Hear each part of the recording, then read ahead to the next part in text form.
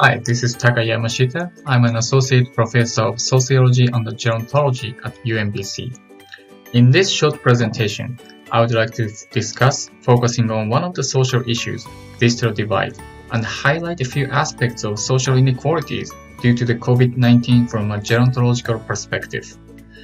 Gerontology is an interdisciplinary academic field focusing on aging process over the life course. COVID-19 can be spread across any age groups such as age, gender, race, ethnicity, and socioeconomic groups.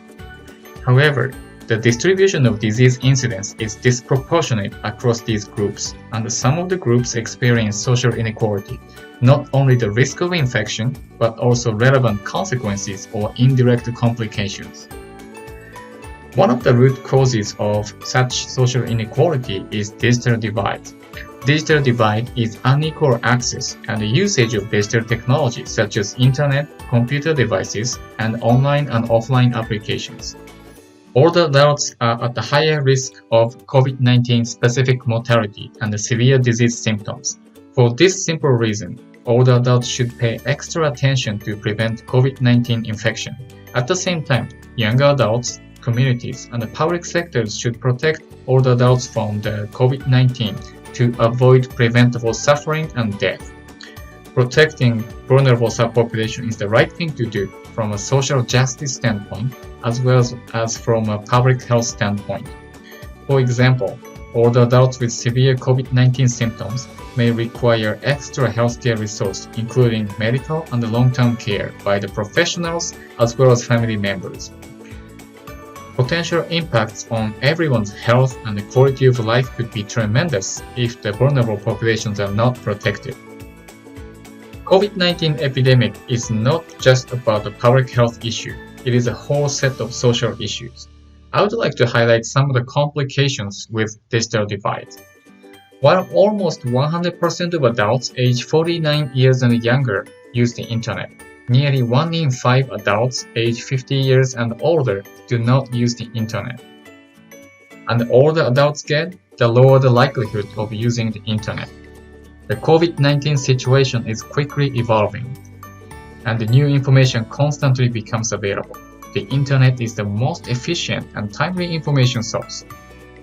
Some older adults may miss opportunities to get the latest information to prevent and manage the COVID-19 epidemic due to lower rates of internet use. Avoiding possible infection is just one aspect of the COVID-19 situation. Even though some businesses are temporarily closed or limited in their operations, we still have to meet our basic needs such as food, healthcare, and social interactions. The information about temporary business hours of grocery store, pharmacy, and hospitals may suddenly change in accordance with the COVID-19 situations. The online information is often more accurate and reliable than calling them or asking someone. Growing number of people utilize grocery or drug delivery services, but they often require filling out online forms or order in their apps. Older adults without internet, computer device, and or lack of online information seeking, online transaction experience may also miss critical information to obtain necessities such as food and medicine and opportunity to use helpful services. This may be particularly problematic for older adults without family and friends who can be always available to help them. With the stay-at-home directive, some older adults do not use the internet, may be socially isolated. The online communication tools and social media are an alternative way to stay socially connected. Taken together, older adults in general are at a higher risk of infection and relevant complications. Additionally, older adults with poor access and skills with the online information and applications may face difficulty meeting the basic needs including food, medicine, personal care services. This double jeopardy could also make tremendous negative impacts on some older adults' health, social network, and the quality of life. As a society, safeguarding vulnerable population is not only directly helping people who are in need, but also indirectly protecting all populations in the society by reducing the chance of infection, saving healthcare resources, and maintaining quality of life.